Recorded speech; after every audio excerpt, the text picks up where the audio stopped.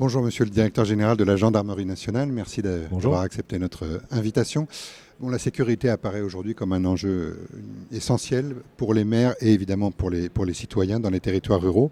Quels outils la Gendarmerie Nationale met-elle à disposition des maires et des élus en général pour faire face à la montée de l'insécurité ? Alors vous avez raison, c'est un sujet important. On a eu entre 2020 et 2021 46% d'augmentation par exemple des agressions des élus. Et je trouve, ça fait 36 ans que je suis gendarme, mais aujourd'hui l'engagement d'un maire me semble beaucoup plus compliqué qu'il ne l'était avant pour plein de raisons. Essentiellement des raisons d'évolution de la société. Donc on travaille beaucoup avec l'AMF. Et on a développé notamment avec l'AMF 2 outils qui me semblent intéressants et qui connaissent aujourd'hui quelque chose d'un petit peu nouveau. Je pense à l'application Jean d'élu. Jean d'élu, c'est en fait un recueil de fiches réflexes sur tous les sujets du quotidien des élus. Animaux qui divaguent, les déchets sauvages, sur vraiment plein de sujets qui rappellent quelles sont les obligations du maire ou le rôle du maire et quelles sont les obligations de la gendarmerie et comment on peut mieux faire face ensemble. C'est vraiment l'idée maîtresse. Et alors Jean d'élu est dans sa version 2, à compter de maintenant, avec une portabilité sur les iPhones également, ce qui n'était pas le cas jusqu'à présent. C'est une application numérique. C'est une application numérique, absolument. Donc sur les téléphones portables. On a eu un peu moins de 30 000 téléchargements de l'application dans sa version 1. Et là, la version 2 permettra de démultiplier tout cela et à renforcer également les capacités. Et avec cette application, un maire peut, par chat, instantanément, n'importe quelle heure du jour, de la nuit, n'importe quel jour de l'année, avoir un gendarme qui lui répondra instantanément. Donc c'est aussi une capacité supplémentaire pour que les élus puissent avoir une réponse rapide.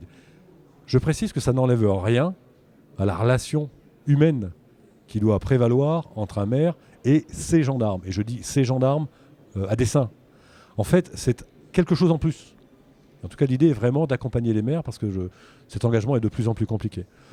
Deuxième outil ? Oui, alors on a une autre application qui s'appelle Immunité Cyber, qui a été également développée avec l'AMF et avec ACIMA, de cybermalveillance.gouv.fr.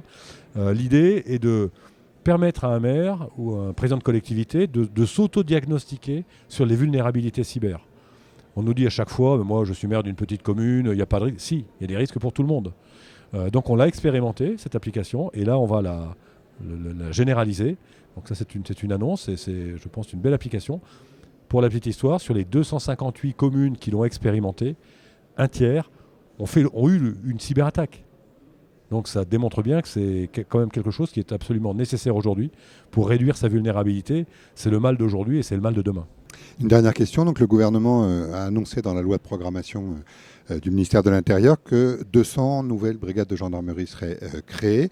Est-ce que vous en savez plus aujourd'hui ? Est-ce qu'on sait en particulier, parce que c'est une question que se posent beaucoup les maires, sur quels critères les communes seront choisies pour l'implantation de ces brigades ? Est-ce que ce sera vraiment des gendarmeries ou pas ? Oui, alors c'est une excellente question. J'en sais un peu plus parce que j'accompagne le ministre qui a lancé la concertation avec les élus dans les territoires depuis maintenant quelques semaines. L'idée, et c'est sous l'autorité des préfets, c'est d'avoir les retours des élus après une présentation dynamique de la délinquance et de l'insécurité dans un territoire. Ensuite, il y a un échange entre les élus et le préfet avec le soutien technique de la gendarmerie pour voir comment on peut améliorer les choses. In fine, on aura entre 2 et 4 brigades par département, et donc ce sont des effectifs supplémentaires en plus dans chacun des départements. Le point qui sort aussi de l'ordinaire, et ça répond à votre deuxième question, les brigades, on peut inventer des concepts.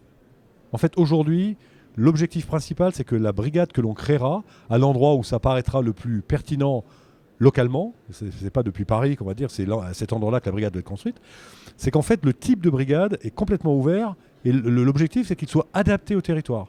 Ce qui est vrai à un endroit ne l'est pas à un autre. Et là on peut ouvrir le champ des possibles. S'il faut rajouter une équipe avec des chevaux, on mettra, on sait faire, donc on aura une brigade qui aura également des chevaux. S'il faut des vélos électriques, ça ne pose aucune difficulté. Si on considère que dans un territoire qui est large et sur lequel on a une densité de population assez faible, on peut aussi imaginer une brigade dite mobile et qui va tourner pendant 5, 6, 10 jours dans des territoires où on n'est pas souvent, mais sur lesquels les citoyens ont le même droit à la sécurité que partout ailleurs. Et donc on ira au contact. Et aujourd'hui, nos outils nous permettent d'aller au contact et d'avoir une brigade qui va se déplacer, qui va être itinérante.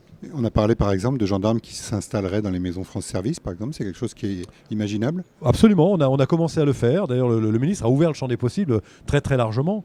On peut aussi avoir, lorsqu'on construit une caserne de pompiers par exemple, imaginer qu'une partie soit occupée par des gendarmes. En fait, tout est ouvert. Le champ des possibles est total.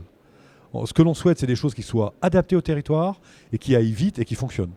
Donc c'est vraiment quelque chose d'assez neuf et qui sort un petit peu d'un aspect très administratif et très cadré. Bon, ce sera cadré pour des raisons de réglementation, mais en tout cas, on peut absolument tout imaginer. Donc oui, des gendarmes dans les maisons France Service, on en aura.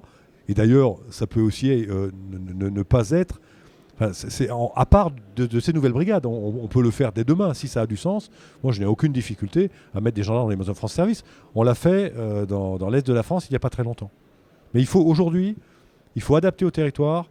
Et les premiers qui sont capables de nous dire ce dont on a besoin dans les territoires, ce sont les élus. Je vous remercie beaucoup. Merci. Bonne journée à vous. Merci.